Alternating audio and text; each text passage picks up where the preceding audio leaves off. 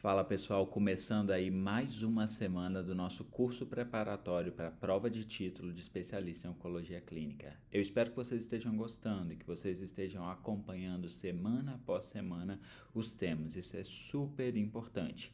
E essa semana a gente vai começar um tema que é longo e que eu preciso da atenção de vocês, e a gente vai continuar esse tema na próxima semana, de tão importante que ele é, que é o tema cuidados paliativos. É isso mesmo.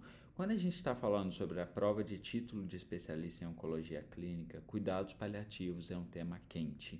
É um tema tão quente que nos últimos 4 anos caíram aproximadamente 20 questões de cuidados paliativos na prova. Por isso não tem jeito, a gente tem que estudar esse assunto. E a gente vai começar hoje falando um pouquinho sobre uma abordagem de conceitos gerais dentro de cuidados paliativos, e a gente vai começar com essa questão de 2019.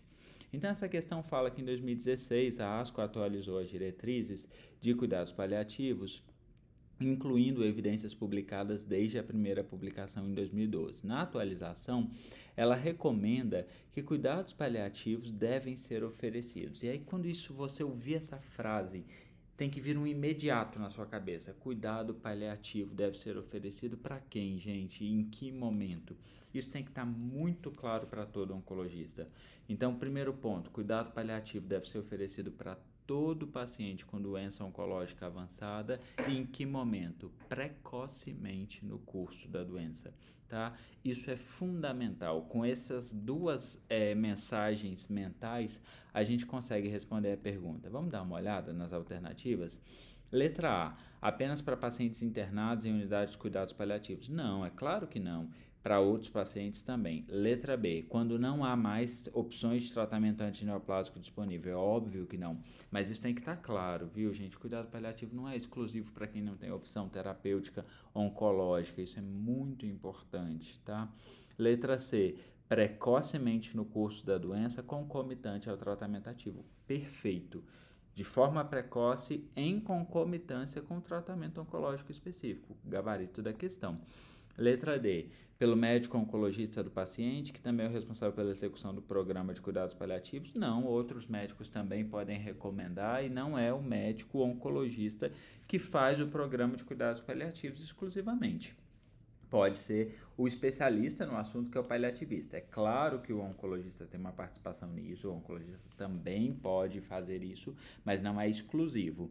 E letra E, apenas quando a expectativa de vida é inferior a 3 meses, também não está correta. Então é uma questão fácil de responder, e a gente traz aqui alguns pontos chaves que são importantes que a ASCO nos traz. Então, oferecer cuidado paliativo concorrente com tratamento ativo, oferecer esse tratamento precocemente para o paciente, lembrar que não existe um número suficiente de paliativistas exclusivos para atender a população, por isso é importante que os oncologistas também façam esse trabalho, dedicar tempo a estudar e a pesquisar sintomas físicos, psíquicos, espirituais do seu paciente, e ter informações sobre ambientes de cuidados de fim de vida. Então isso é importante, essa é uma recomendação da ASCO, que é a Sociedade de Oncologia Clínica Americana.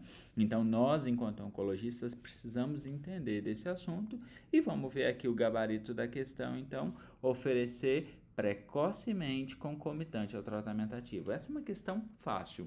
A gente de cara já responderia essa questão. Agora vamos, no mesmo ano, mais uma questão sobre cuidados paliativos.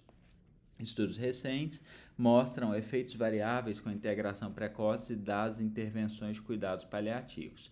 Algumas poucas revisões sistemáticas concluíram que os cuidados paliativos precoces em pacientes com neoplasia avançada.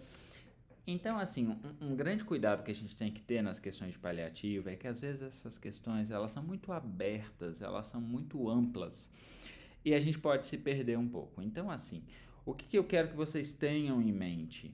Em que momento recomenda cuidados paliativos? Precocemente concorrente ao tratamento ativo. O que é o impacto do cuidado paliativo precoce? Ganho de sobrevida. Tá? Então a gente tem que ter essas palavras-chave para a gente evitar se perder na questão, porque vamos ver nessa questão. Os cuidados paliativos melhoram discreta ou significativamente a qualidade de vida dos pacientes. Isso está certo, isso pode ser verdade, cuidados paliativos pode melhorar a qualidade de vida dos pacientes, tá? Mas é meio vago, é meio perdido. Letra B, podem diminuir a intensidade dos sintomas em geral sem comprometer a funcionalidade. Estranho. Agora vamos ver a letra C, proporciona um ganho de sobrevida global. Pronto, cuidado paliativo precoce proporciona ganho de sobrevida global, isso é indiscutível, você tem estudo mostrando isso. Incrementa a sobrevida livre de progressão? Não, isso não é verdade. Incrementam a resiliência dos pacientes familiares. Isso é discutível, nem sempre. Então, a gente tem aqui vários estudos. Um dos primeiros estudos foi esse estudo em câncer de pulmão, um estudo publicado no New England de 2010, que mostrou que cuidado paliativo precoce impactava em ganho de sobrevida global, mas vários outros estudos reproduziram esse ganho de sobrevida global para cuidados paliativos precoces. Então é importante, gente, que a gente tenha isso claro em mente. Cuidado paliativo precoce, ganho de sobrevida global. Isso é importante para a gente não se perder na questão no geral. Então, o gabarito dessa questão de 2019 proporciona um ganho de sobrevida global. E agora a gente vai para última questão. A última questão é uma questão que caiu esse ano na prova.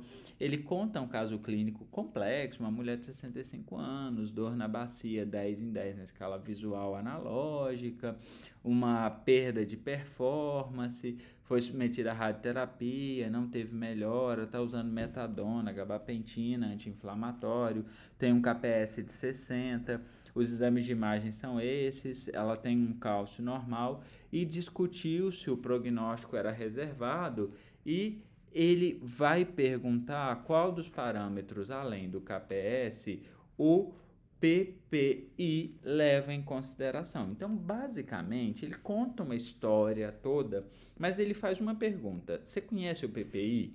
Se você conhece o PPI, qual das alternativas abaixo é um critério do PPI?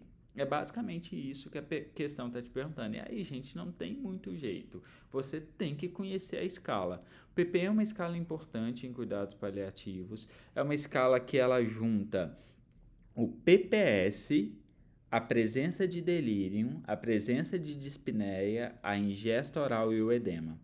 E para cada um desses pontos, ela dá uma pontuação específica. Você soma esses pontos e por esses pontos somados, você tenta estimar a sobrevida do paciente. Então, delírio, dispneia, ingesta oral e edema, tá? Isso tem que estar claro pra gente. Delírio, dispneia, ingesta oral e edema.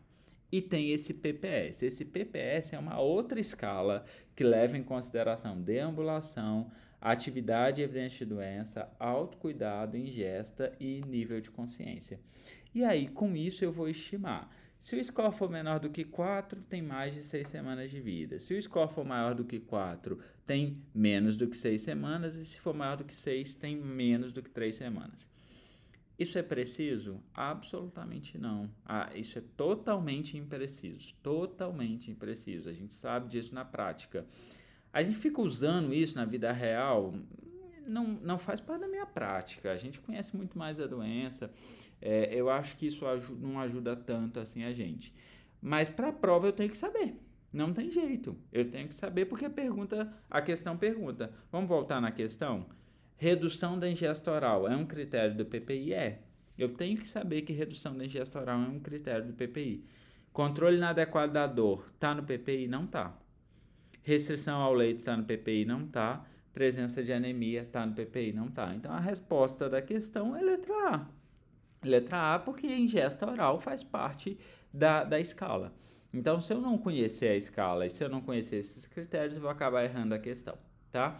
Então, eu acho que assim, a ideia é que todo mundo acerte todas as questões de paliativo, mas a gente precisa ter esses pequenos detalhes em mente para que a gente obtenha sucesso, tá bom? Espero que vocês tenham gostado. Amanhã a gente vai voltar e falar um pouquinho mais sobre cuidados paliativos na prova do TEOC. Um forte abraço.